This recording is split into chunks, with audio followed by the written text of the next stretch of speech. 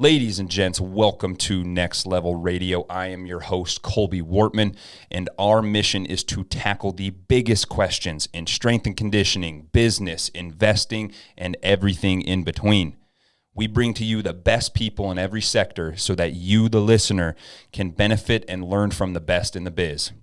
Whether that is S&C or business, you can rest assured you're getting the best knowledge available. All right, it's time we all grow up a little bit. Ditch the pre-workout. It's not 2007 anymore, and it's nothing like Jacked 3D. Ditch the shaker. You're not 4 years old, and you don't need a bottle anymore. And get yourself the best dippable pre-workout on the market.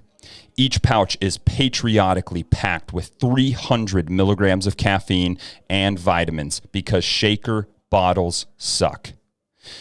Send It Sups is the on-the-go solution for athletes, LEOs, firefighters, door kickers, and everybody in between. Head over to senditsups.com to get the best dippable pre-workout on the market, and we thank Send It Sups for being a sponsor of Next Level Radio. Next Level Radio continues to grow because of our listeners and our sponsors. Today we present to you Fat Fish Brewing, the official beer of Next Level Radio. Whether you're looking for a night out with family or smashing the best craft beers in the area, you will find it all at Fat Fish Brewing. Check out Fat Fish on Villard Street in Dickinson, or check them out on their website at fatfishbrewing.com. Life has an amazing way of coming full circle and bringing to you the people that you need in your life at that time. As a young whippersnapper, 4 monsters deep, just excited to tackle the day, I'm headed to my first strength and conditioning conference, and I hear about a company called Team Builder. Multiple coaches with experience with Team Builder and other platforms said the exact same thing. They said that you can get very similar products across different platforms. However, the thing that truly sets aside Team Builder and puts their product above anybody else's is their true and genuine customer service. As a customer for many years, both at the university setting and the private facility, I can tell you, Team Builder's customer service is absolutely second to none. Late night emails, programming issues, emergencies on my end are all resolved very, very quickly. So join the thousands of universities and private facilities that use Team Builder to elevate their businesses by going to teambuilder.com, click Start My Free Trial, and use code NLT at checkout. Our next sponsor, Nutridyne, a medical supplement company aimed at enhancing performance and addressing the underlying issues of disease. You will be hard-pressed to find the quality that you'll find at Nutridyne. Listeners of this podcast get 20% off all supplements. Just go to @coach_Wortman and click the Nutridyne link in our bio. Keep up with us on Instagram @coach_Wortman, on our website, nl-training.com, or keep up with us on the next episode of Next Level Radio.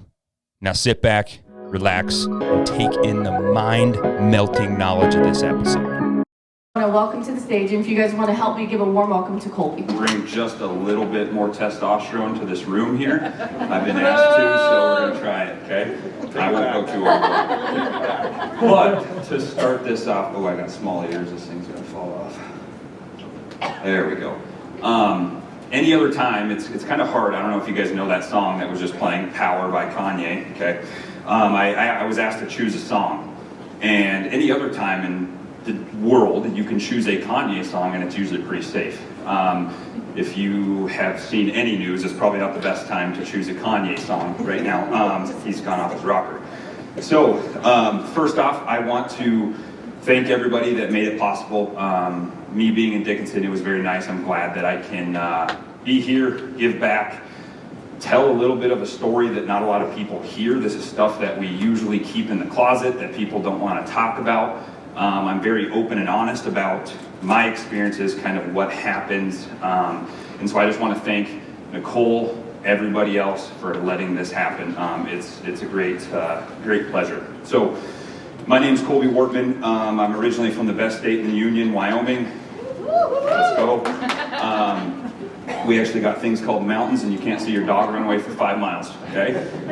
So, I met my beautiful wife here, and Dickinson has become home, and it's truly home to me, and I've been able to do some very great things here for both my family and myself. So, I am outside of the law enforcement, the administrative side, and I am a strength and conditioning coach. I own my own strength and conditioning facility. I get to wear sweats 365 days a year. I deal with sweaty athletes, sweaty people all day long, okay? And I hope to draw some comparisons between what I do for my day job to what we're gonna be talking about today. So today we're gonna really go over the other side of addiction.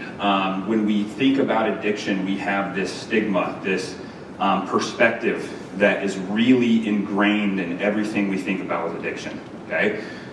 Here in a few minutes, I'm going to have you guys elaborate on kind of what you guys see, what you guys think, and what you guys deal with, whether that's boots on the ground as law enforcement or administrative. You're seeing this stuff every single day, okay? It's got worse, it's not getting better, and I hope to change that on a cellular level, being able to talk openly and honest about what's going on in our world, okay? If you guys have any questions during this, I am very bad. I do not shut up, and so just raise your hand and I'll call on you, okay? So, first off, I like starting with a little bit of a quote here, and I don't care if you truly do have a higher calling, if you believe in God as I do, or you're from Colorado and you believe in Subarus and oat milk, okay? Whatever you have, it's very important to actually believe in something, and you'll see that transpire throughout this presentation. So come to me, all of you who are tired from carrying heavy loads, and I will give you rest. Take my yoke, put it on you, and learn from me. This is something that I reflect on quite a bit, that I wish that I could have had in these times of troubling trials and tribulations, and it's something that I can relate back to when things aren't going great. I found that having a higher power is more powerful than any rehab, any treatment, any talk with anybody else. If we can't be right with what we see as a higher power, a lot of us fail. We go in a cyclical cycle a lot of the times, okay? And then another one here. Just wanted to give you a little bit of a contrast, and this will all make sense kind of as we get into the presentation here. So, strength does not come from physical capacity. It comes from an abominable will, okay? And I get exactly what this is talking about. And when we relate to addiction, strength is something that is needed. Strength is something that is a prerequisite to get through addiction, whether that's substance, whether that's porn, whether that's business, whether that's money, whether that's anything in between. Strength is synonymous with success. And in this quote, I just wanted to show you guys the contrast. I completely disagree with this quote, okay? And it all comes down to the will. And when we get through my soft, ushy-gushy stories and all that stuff, this will all make sense to you guys. And as a person that has gone through addiction, I can tell you guys this, and I'm just very frank with it. Pardon my language if that's something here. I know who runs this conference, so maybe it's not that bad. But motivation is bullshit. And I'm going to tell you guys that right now. Motivation is fleeting, okay? Motivation is very, very instant gratification. I'm ready to go. I'm going to spring clean the house. Or I'm going to go and work out every single day. You find out that motivation is very fleeting, and it's not something that serves us. It's not something that can actually make us have great progress in the long term. What isn't bullshit is consistency, okay? And later in the presentation, you'll realize that motivation can breed consistency, but motivation and consistency are not the same thing, okay? It's not a lack of will to get you through addiction. It's not a lack of character that gets you through addiction. As humans, as a biological creature, everybody's will can be broken, okay?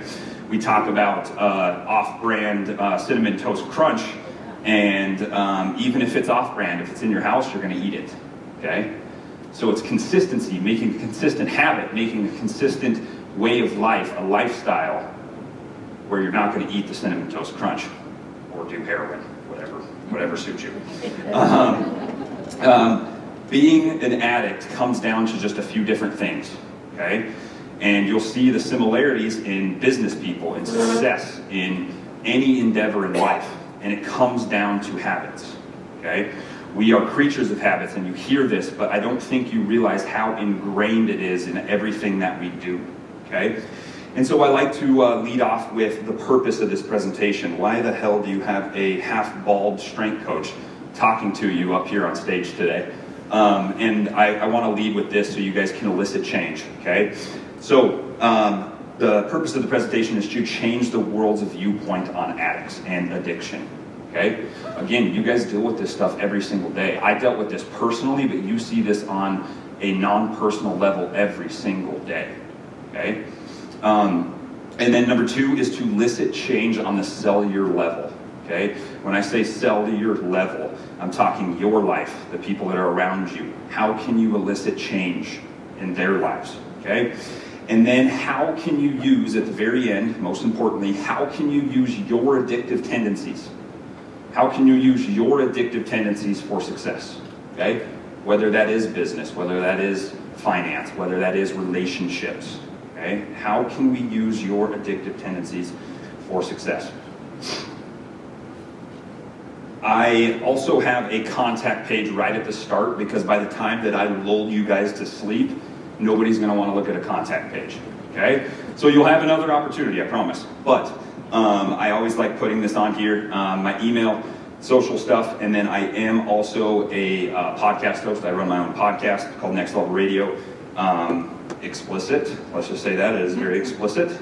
And I have some online training programs that we run, okay? And it's very important to me. The podcast is a great way to talk about these different things, and the podcast, the most popular episode is actually what I learned from 5 years of sobriety, okay? And it's something that is very, I cherish it, and it's helped me along my path, okay? And so the process, guys, very simply, again, from the best state in the union, most people, if you're from Dickinson or the surrounding areas, you haul ass through here out to Denver, and you're like, oh, I've seen Wyoming. I got Torrington. I got Lusk. Okay, if you know any of those, good God, it's just not great. It's sagebrush and it's flat.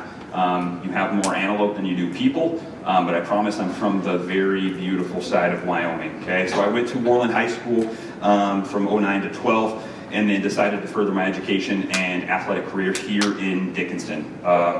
DSU, baby, bleed blue.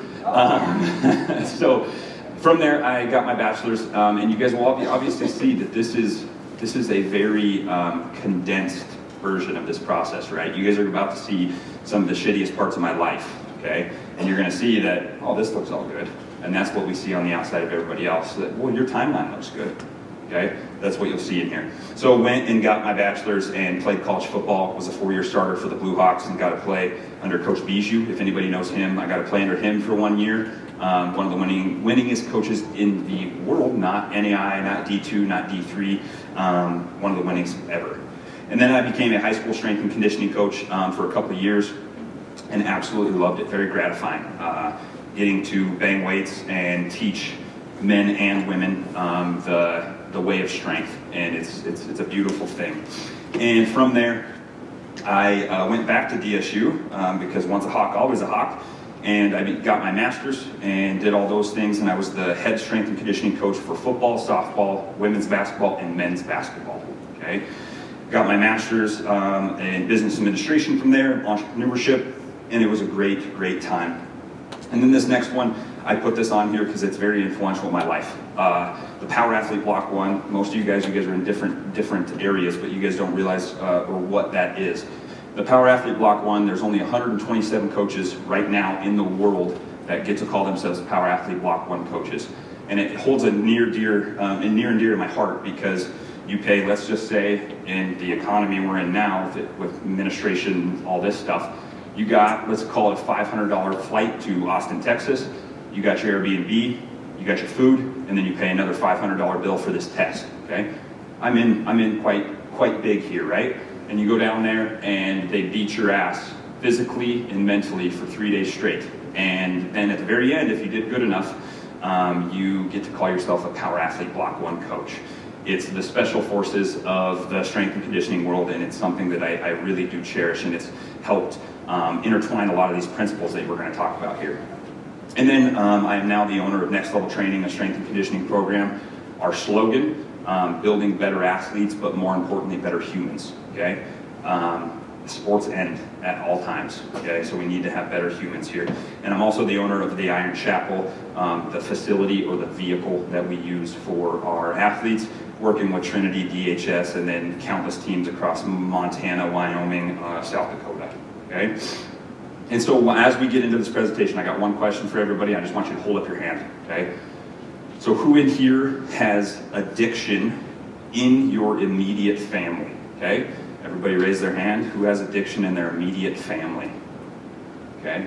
I mean, we could say that's over a fourth. Okay. Those people, it's definitely over a fourth.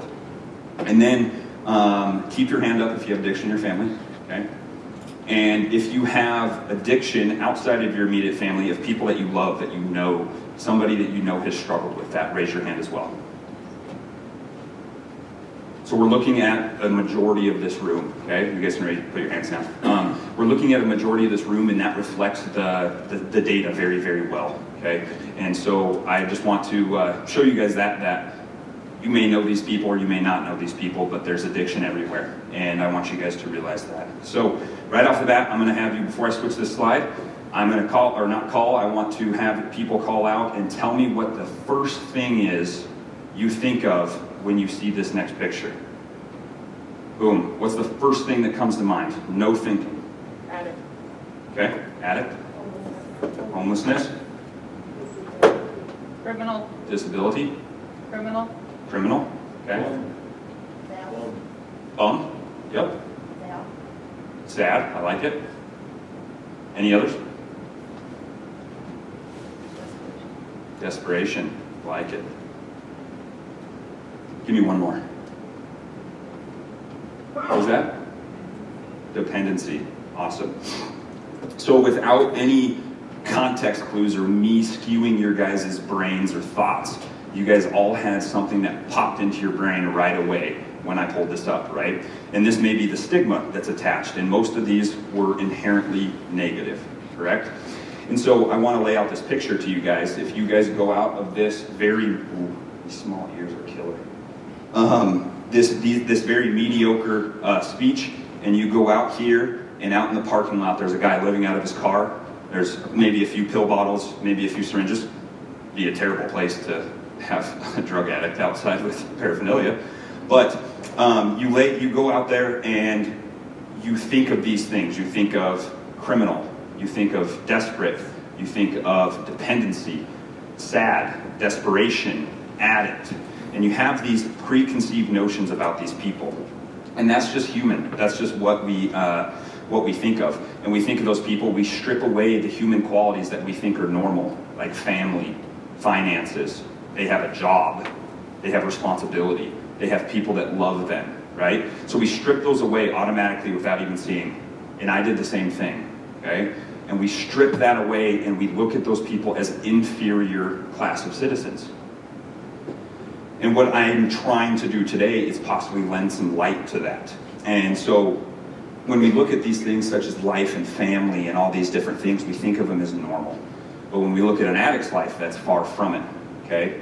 And so what is wrong with addiction is not the addict itself, but it's how the world views addiction, okay? And we'll get into the success rates and everything that is dealt with, and we'll get into that. But we haven't had success. Just putting it quite frank, we haven't had success. It's got nothing but worse.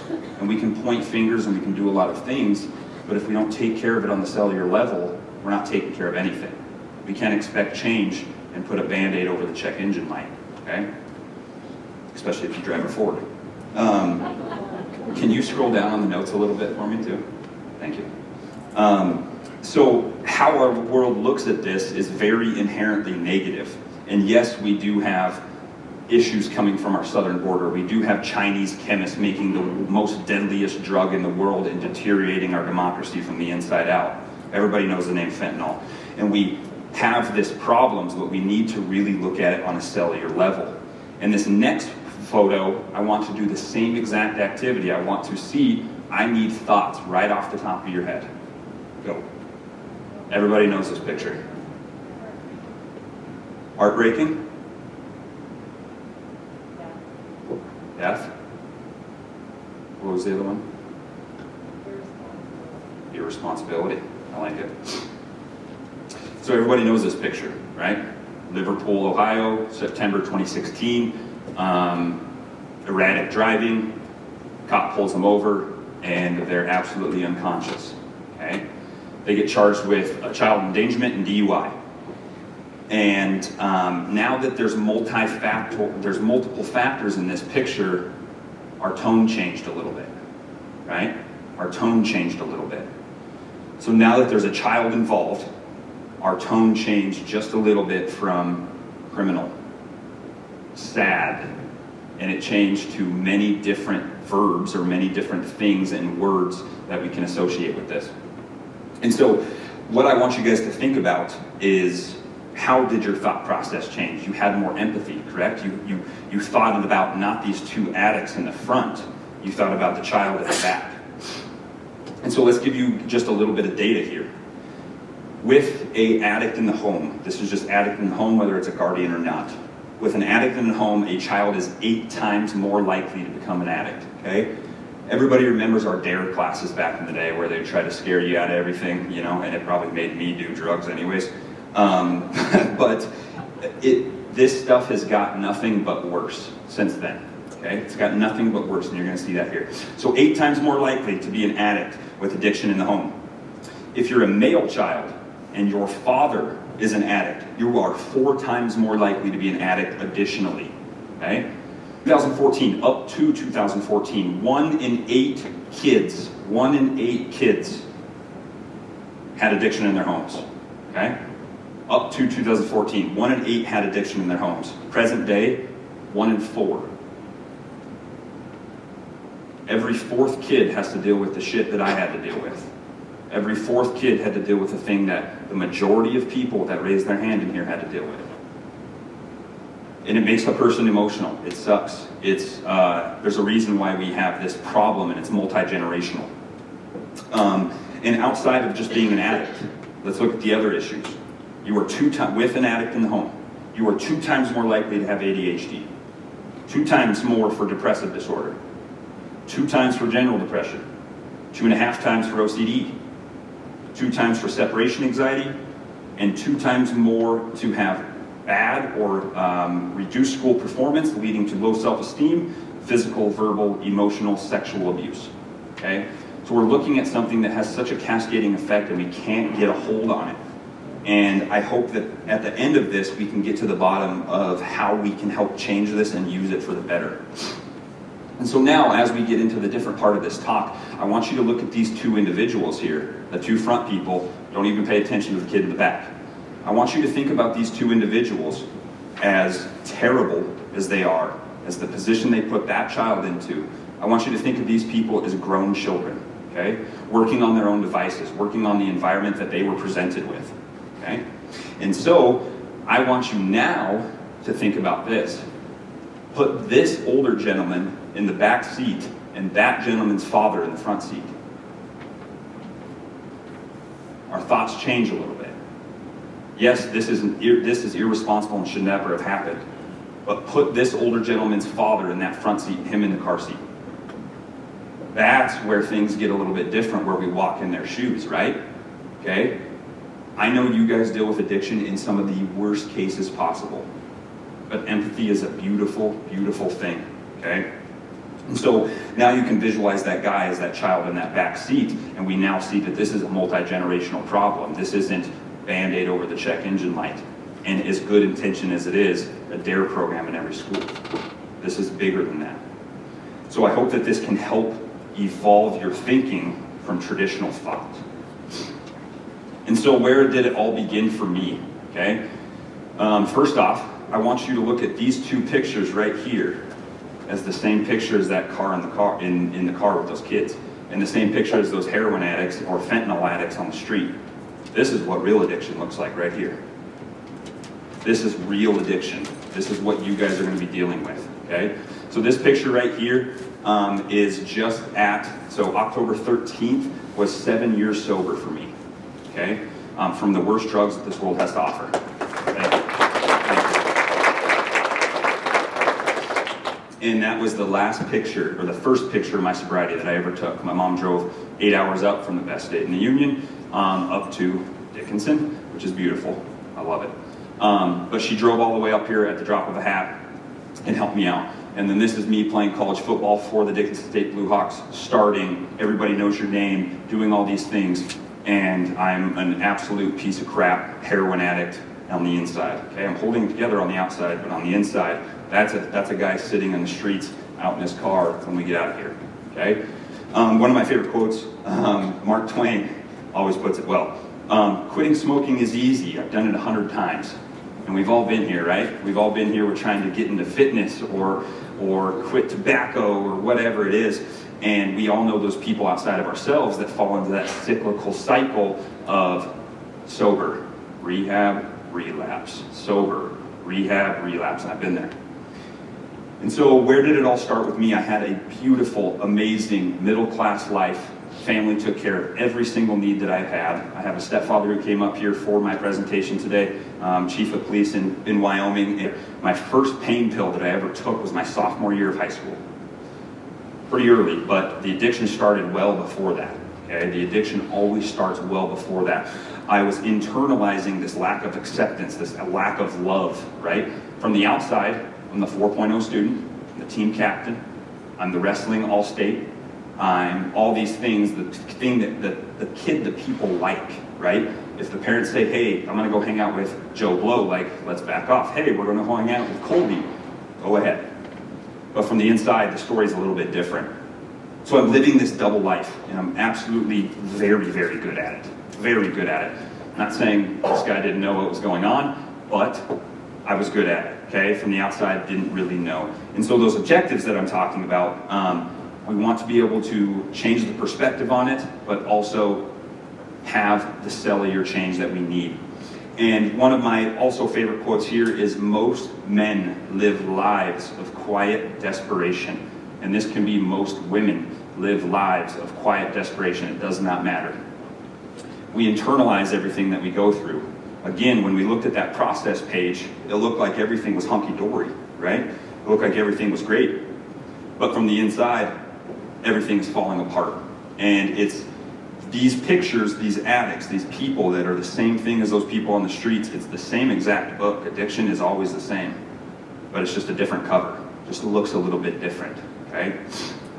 And so when I'm living this double life, I'm trying to get away with it, and you would think there's some stories that were very normal in my life, and you'd think they'd wake you up, right? For many of you, I don't know how acquainted you guys are with it, but tramadol is a non-narcotic pain medication. It's given in large quantities for many different things, but also in large quantities, taken very high doses, it can cause seizures. And so just some random stories that probably should have woke me up that never did. I came home from losing a very big wrestling match. I was number 1 and number 2 in the state of Wyoming. Came home, decided, hey, I have a tolerance, I've done this. I take 20 tramadol. That's just another day, and that's another Tuesday. Okay, and I'm not kidding. 20 tramadol is another Tuesday. I won't mention how this friend had massive surplus amounts of this drug, but me and 3 other guys take it, and this third kid, he goes to go to the restroom, and door's locked, and we hear this huge thud. We're like, what's going on? We're all messed up. So we try to get in there, the door's locked. Well, we have to break down the door, and this individual was trying to take a pee, passed out, hit his head, cut his head open, and is now seizing from a high dose of tramadol. Okay? Again, this is just another Tuesday. This is just something that's very normal. Waking him up, never woke up, we continue to take more drugs. Okay? This is the wicked, wicked mind of addiction. And then back in my day, in high school, this is where things really kicked off in the state of Wyoming, more specifically Worland, and it just got progressively worse from there. I remember days, it sounds crazy, but taking, smoking, snorting Oxycontin while at school. That's not normal. You grow up in this time and you think that this is normal. You think that you trying to catch this feeling is normal. They're catching kids in middle school in their PE lockers with heroin. Like, what happened to going out and having a few beers in the Badlands? What happened to that back in high school, you know? And so I was caught in this nasty cycle, and it sounds so crazy, and it never woke me up. I had 2 family members in my life die from overdose of drugs. Whatever. Doesn't matter. I can be another one. I can just be another number, right? So as I'm living this double life, I'm the team captain, 4.0 student, loved by everyone, and just a piece of crap from the inside. With all these family dying, I found out very quickly that we are creatures of habit. Even if I wanted to be done with this, even if I wanted to turn a page and turn this corner, I wasn't gonna, because we're creatures of habit. And we're gonna get into the power of a habit later. Something that really chokes me up a little bit, because it's hard to talk about, right? Through addiction, doing stuff that you know that is wrong. Stealing from a single mother, stealing money, stealing drugs. She had back surgeries, that's an easy go. Stealing from a father who got spinal meningitis, as much as even though he's an alcoholic, stealing from him, having these drugs at my disposal. And at this first time, I have this higher calling, and it's this thing that is just a cyclical cycle in my life, and it keeps on coming back, and it doesn't matter unless we act upon it. So I had God kind of come to me and say, let's get this together, okay? And so I came clean to my stepfather, my uncle, all this, and for many, many, many months, I had a drug test waiting on my front doorstep every single day after practice, every single day after school. And so from there, right, I'm out of the will. We talk about that unbreakable will. I passed every drug test, not falsifying one of them. And I found out that I didn't really know the root cause of the addiction. I just knew that I needed it to get better. I'm going to go play college football. I need to get it better, right? And so it worked for a little bit, and then it really, really turned over. So this is what I want you guys to think about when it comes to addiction. And so rock bottom, a little comedic relief. 90% of the time, you usually don't get great pictures at rock bottom. It's a hell of a place, teaches you a lot of things, but you're usually not going to get the best pictures when you're at rock bottom, right? And so these are all pictures during that time. Things look pretty hunky-dory. Things look pretty decent, right? And so I was clean for 365 days. I went to college, and life's great. And I really find out really quickly that your parents aren't around. You can do whatever you want. You can talk to the people you want. There's no questions asked. And so I really had this will that I thought was unbreakable, but you find out very quickly it's very fragile, very, very fragile. And this is when things went downhill very quickly. Had an individual from my hometown move back up here who is a known criminal and known drug addict, and he moved up here, and that's when things went really rogue. At this time, I had only done heroin. This is freshman year of college. I've only done heroin once in my life. And then at this point, once we go through this, I'm still a 3.9 GPA athlete, playing at a very high level for Dickinson State as we're winning conference championships. I'm the starting outside linebacker. I'm a team captain, and I'm doing heroin all the time.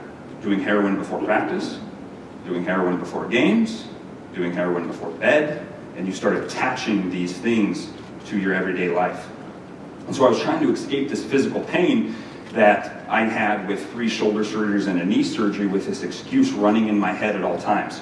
And I would try to just justify what I'm doing, justifying that I'm in the wild west of what I call it, the wild west of the pain pill epidemic, where during this time, and this is in the state of Wyoming at this time, doctors didn't have an inter-doctor network where you knew if you were getting 6 pain med scripts from 6 different doctors. So at that point, it's easy. I stubbed my toe. I hurt myself at practice. And so you have all these different pain medication scripts coming to you at all times. And so then I ditched all that and went for the good stuff, right? And where we're at today, with how fentanyl has taken over. I say this very seriously, and I don't know if you guys will take it seriously, but I'm telling you right now, if fentanyl was the way it was, I wouldn't be here right now. I wouldn't be having my first kid in December. I'd be 6 foot under in Wyoming. I guarantee it. We were reckless. We didn't care. We didn't care how it affected anybody. We didn't care how it affected us. We just needed to catch a feeling, okay? And so fast forwarding a little bit, we get to what's considered rock bottom. No, I didn't run a vehicle into a house. No, I didn't get caught by the cops. I always had this little good angel on this side, like, hey, this is a little bit sketchy. Let's get out of here, okay? Always had this thing that you're made for more than this. And if that's right here, awesome. I'm fulfilling something that I need to do. And so I hit my rock bottom one day, and know him, hate him, love him, or don't, I called at the worst time of my life, this rock bottom, this pivotal moment. I didn't call my family first. I didn't call my friends. I called a coach. And that is why the title of coach, besides husband and father, is my favorite title in the world. I hold this man, Coach Pete Stanton, higher than most people in my entire life. He came to me as a human, not as another number. He had 100 other players, practice plans, his life, his family, and he came to me as a human, okay? So I call Coach Stanton, I meet him at his office, and then I call my family. I call my stepdad, I call my mom, I call my dad. Like, things got worse. They think I'm doing fine from the outside. They think everything's really, really good. But now it's heroin. It's not the easy stuff. Hydrocodone. So I go to his office, and Coach Stanton sits me down, and he says, what's going on? And he looks at me as that outside linebacker, that starter, that person that's that captain, right? And I tell him that the last 6 months, I've been high every single day I've gone to practice. This physical pain that I'm dealing with, I can't get around unless I'm on heroin. And it would make sense. I'm going to practice and I'm knocking heads. I can't feel a thing, right? And at this point, I knew that this was something that I had to get rid of. And what he told me is, Colby, it's all going to be okay. We just need to get this figured out.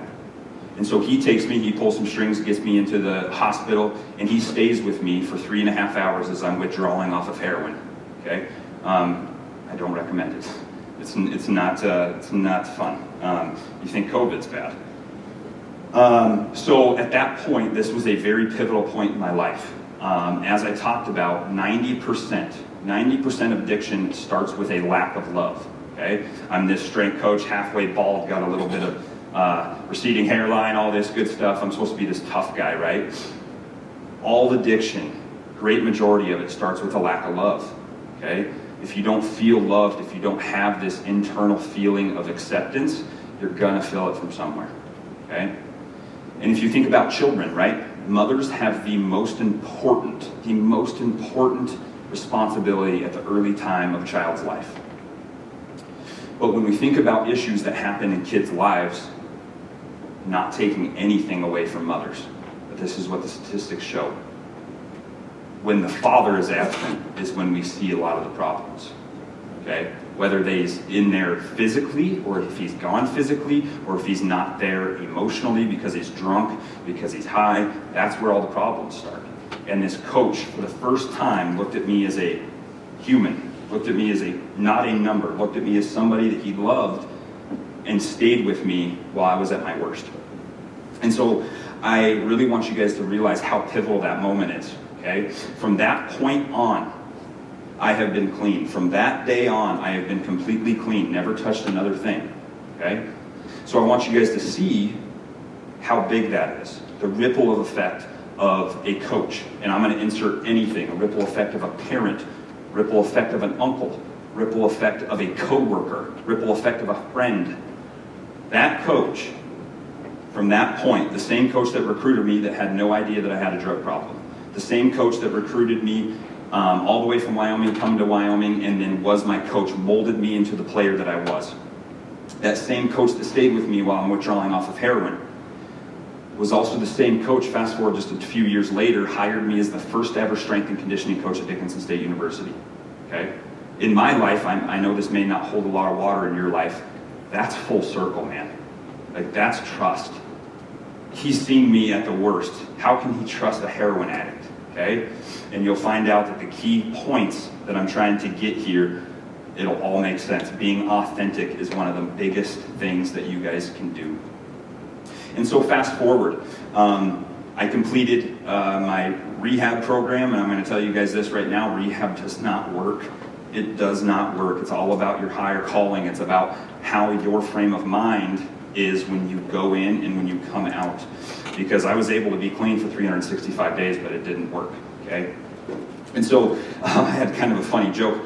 I get into rehab, I'm checking myself in, and I got to complete this and everything, but checking myself in and I'm doing this interview with somebody. And it's an income-based rehab facility right on Pulver Hall is where I went when I was in college.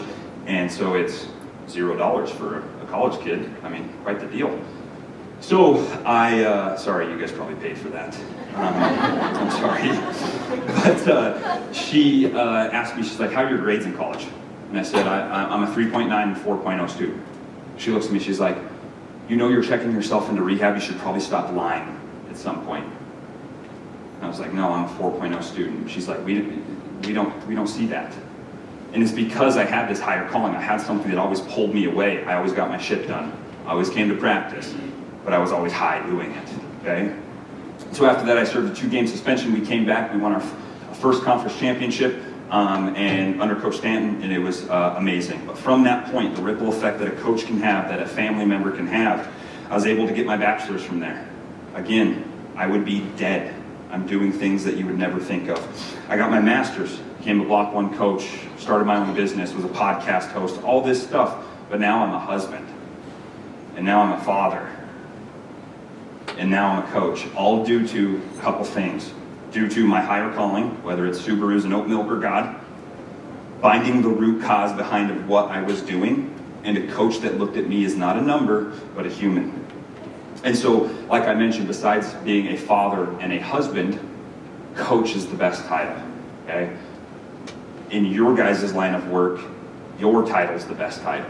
It takes one small thing, one small bit of empathy for somebody that you have no idea, and then it comes back years later, you get that note, like, you saved me from killing myself.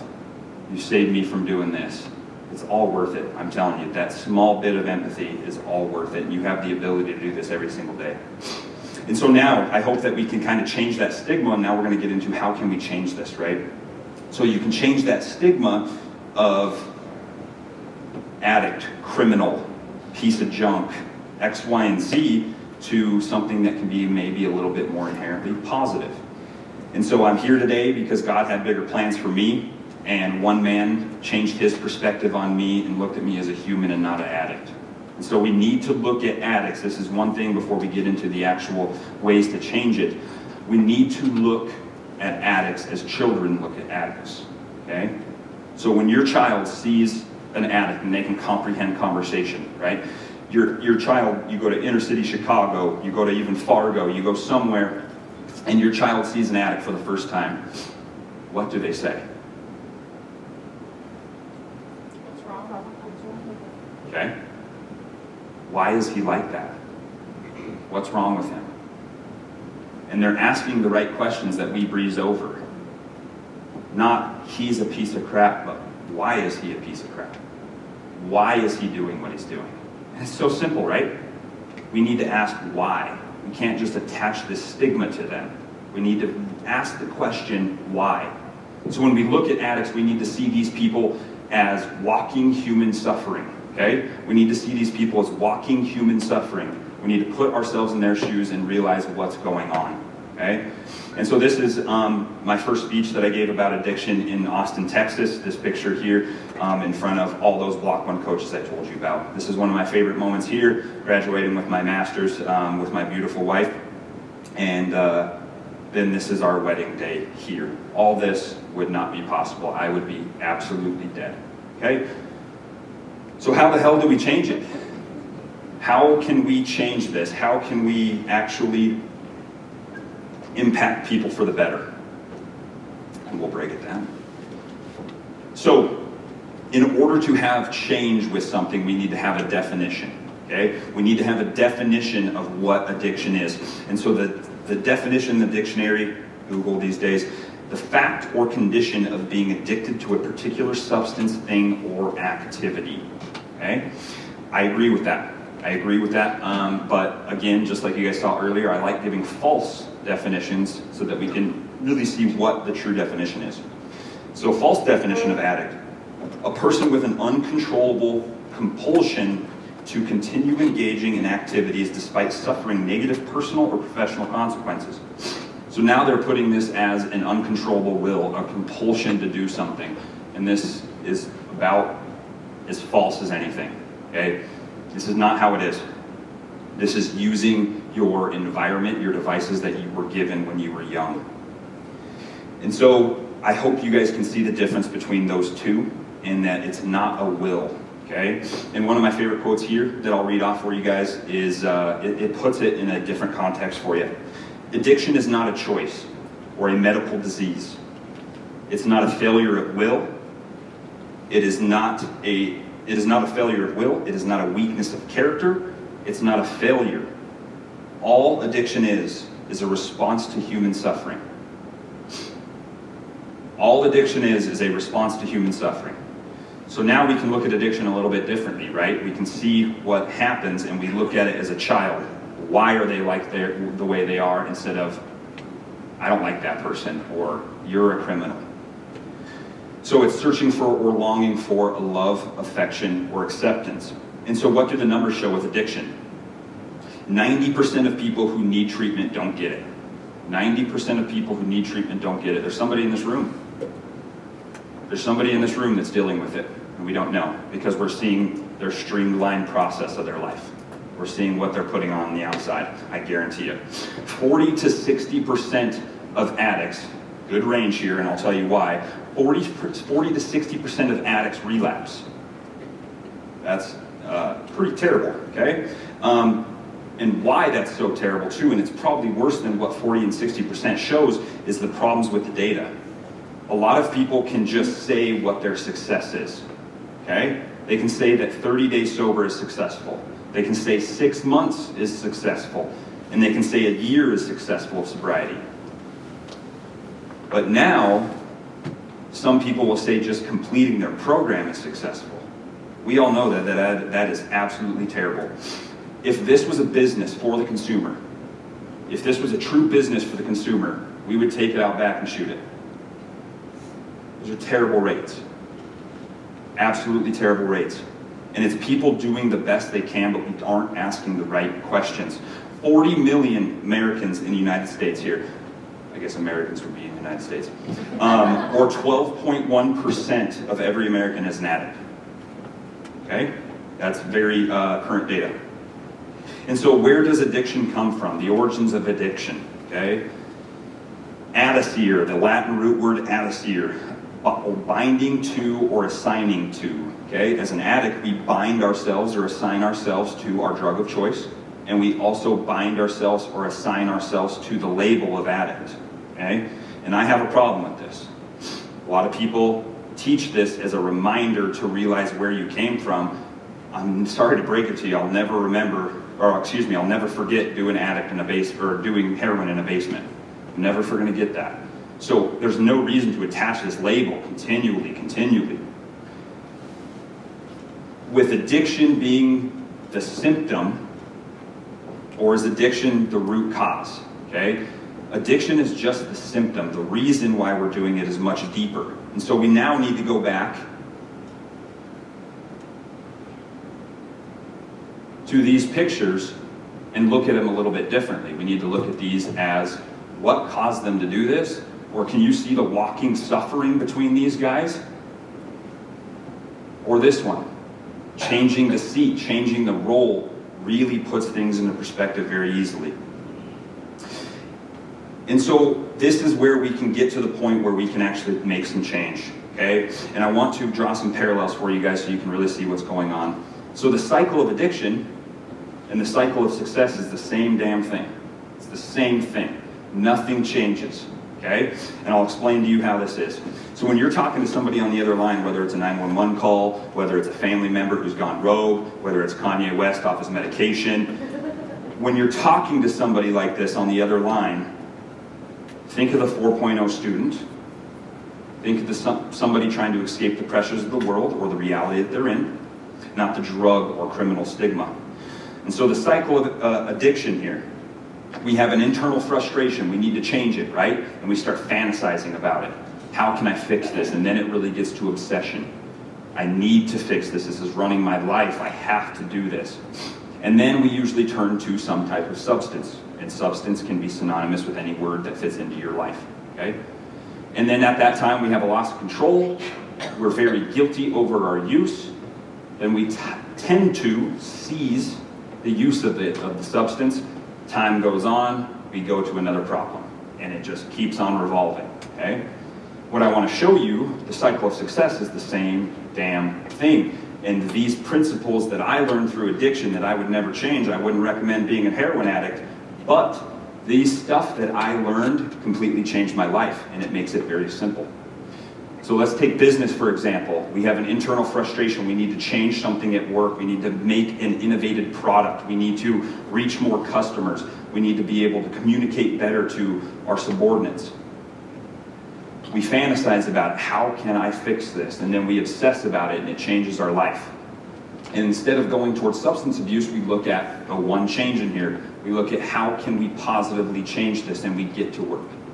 We get to work. Instead of doing a substance, we can go to the gym. Instead of doing a substance, we can go for a walk. We can do these things that actually put the place of substance abuse. And then there's always a negative to this. Success isn't always positive. We can have a loss of control. I am as guilty of that as it is. I've changed heroin for training in my business, but it's the same thing, okay? We can have that loss of control. And then that cycle continues to go. We have a passage of time, and we have another problem. So there's nothing different between addiction and success, so now we can use these things. And a few different quotes here is, be careful what you think, as your thoughts become your words. Be careful of what you say, as your words become actions. Be careful of what you do, as your actions become your habits. And be careful of what your habits are, as your habits become your character, and your character is your destiny. We see how fast this snowball can start rolling, okay? And with no difference between addiction and sobriety, it's just how it's handled. My favorite way to put it in very simple terms, how as he talked about motivation being bullshit. It doesn't work. It's fleeting. It's fragile. Motivation equals consistency. And let's just take an addict here, okay? Motivation, I don't have a father. I'm going to turn to a drug, and now I'm going for motivation to fill that. Now I'm being consistent with it, okay? At this point, you can turn around. You can drop the drug. You can turn around. And then I go from consistency to habits. That's when shit gets real. We go from consistency to habits. And once we hit habits, we have the growth both positively or negatively, okay? So that's obviously on the negative side. Now I'm an addict. I have to deal with these problems. Now we look at it positively. Same exact scenario, same exact process. I have motivation to work out. That's going to get me in the door January 1. And then I become very consistent. I find a program, I find a friend, I find somebody that can help me. After I get consistent, it's now a habit. I've changed my identity, the positive growth follows. And so being able to change your identity is the key to actually becoming successful. So instead of saying, my name's Colby Wortman and I'm an addict, or my name's Colby Wortman and I do heroin. My name's Colby Wortman, I have a family. My name's Colby Wortman, I train every day. My name's Joe Blow and I own a business. Changing your identity is such a bigger tool than we think, because we attach things to us when we're not thinking about it. Robin talked about a lot of great self-care things before I got here. This is where that comes into play. And so identity is quite possibly the most important thing you can think of. And then a great friend of mine, Jay Liggins. Jay Liggins, I played with Jay Liggins. He's originally from Bismarck, and he was here with the Blue Hawks, and then we trained him, got him ready to go to training camp at the Philadelphia Eagles, and he played there for a short stint, and then he went to the Winnipeg Blue Bombers and played there for a short stint, and now he's in Switzerland playing professional football. And Jay Liggins came to me and really woke me up one day. This is already 5 years sober about. And he came to me and we're having this podcast, and he said, Colby, I need to find somebody very passionate about what they do. And he said, the way that you've attacked addiction and actually compared it to what you're doing now is what really made me gravitate towards you. I said, what do you mean? And on the podcast, he said, he's the one that made this whole speech. He's the one that made this brew into my head. He said, addiction and success are the same exact thing. He said, as an addict, no matter how much money you have in your pocket, you're going to lie, you're going to steal, you're going to get it. You're going to get whatever you need. As a business owner, you're going to do everything you can. You're going to get what you want.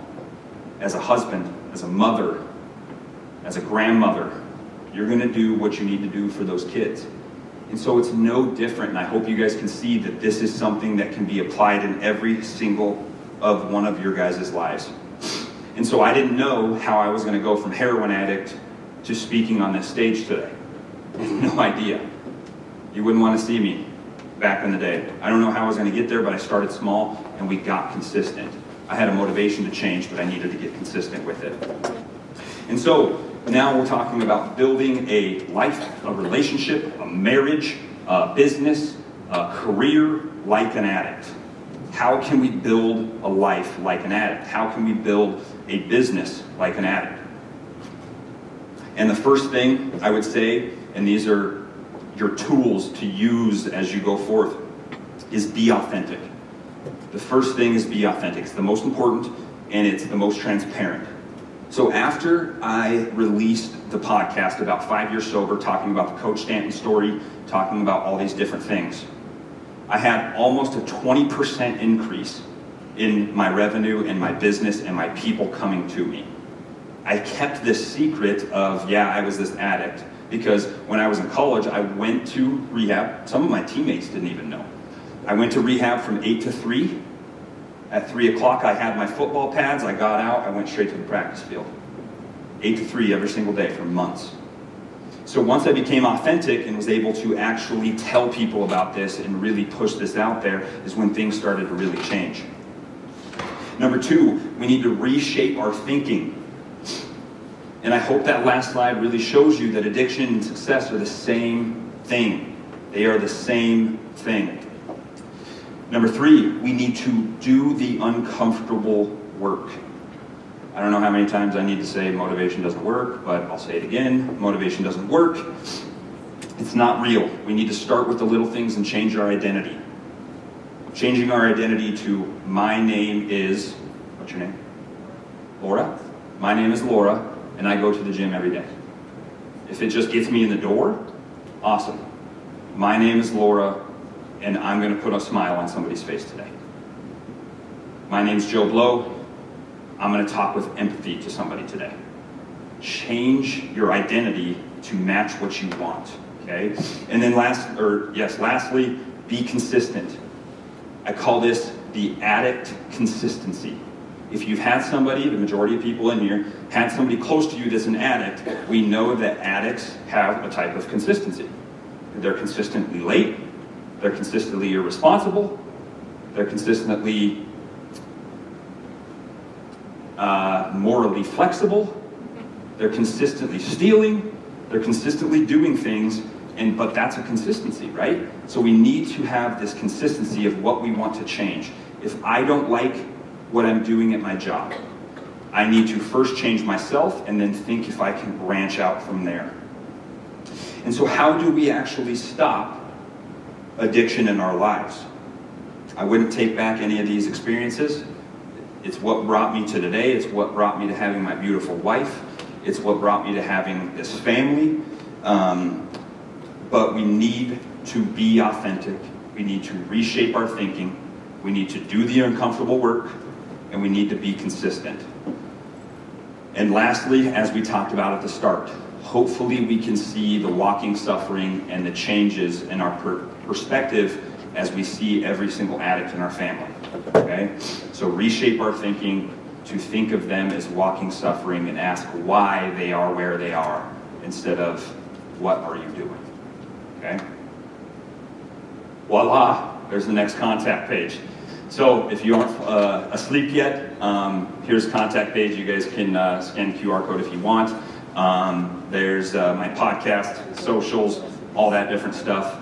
Yeah, I appreciate every single one of you guys letting me come up here and spew at you guys the whole time. And thank you very much.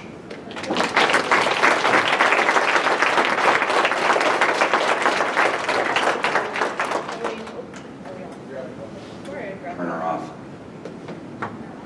Turn her off, yeah. He met me yesterday, he's already saying that. We're best friends. I think that guy over there too wants to turn me off in the yellow shirt from State Radio. We're best friends too. I know, I started being with you, I'm sorry. See, I just want to let the men know, this is what it feels like for women to go to law enforcement training. Because we're outnumbered. So I just want to make sure you're a little uncomfortable. Where you going? We got to do questions. Come on. My brother. Come on. All right, let's do it. We got door prizes. Who has a question or who has a big insight or like, wow, that was a good moment for me? Bring them on.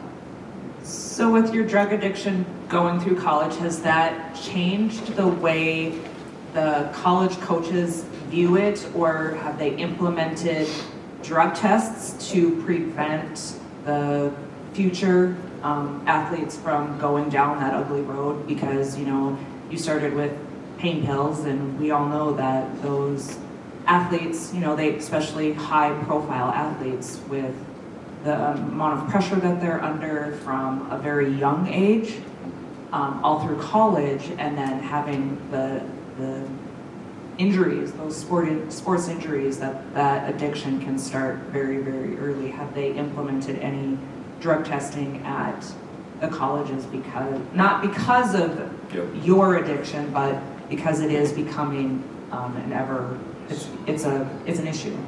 Very big. And at DSU, when I was here, they had once a semester drug testing, okay? And it's random. It's something that I cheated. I mean, you can get around it, and it's something that's, at that time, you could get around it. I can't speak for now, but what I can speak for is when I came from Wyoming, 2013-ish, coming from Wyoming, being able to have all these different pain medication scripts at will, very easy, okay? Coming to North Dakota, and this is a positive, very positive thing about what everybody here and everybody out there has done.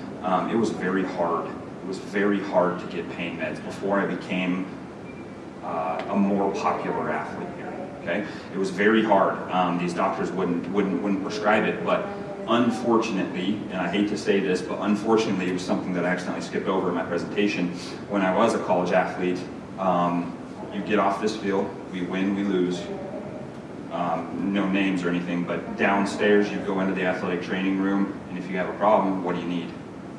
And that's the culture that it was when I was there. What do you need? After a while, they catch on to you actually getting these pain medication scripts and all that stuff, but at the time, it was what do you need? And I think starting from the top down, from the NFL, going down into colleges and stuff, it's got a lot better. It really has.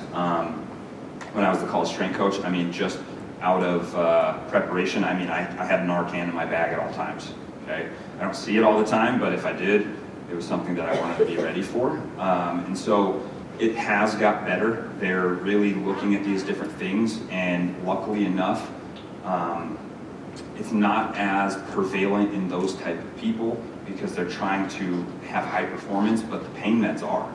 Pain meds are there, and just trying to get around addiction is very hard because it happens so fast. And you take your first pain medication script, and if you have that environment, those devices that we talked about that you have, good luck is the problem, you know.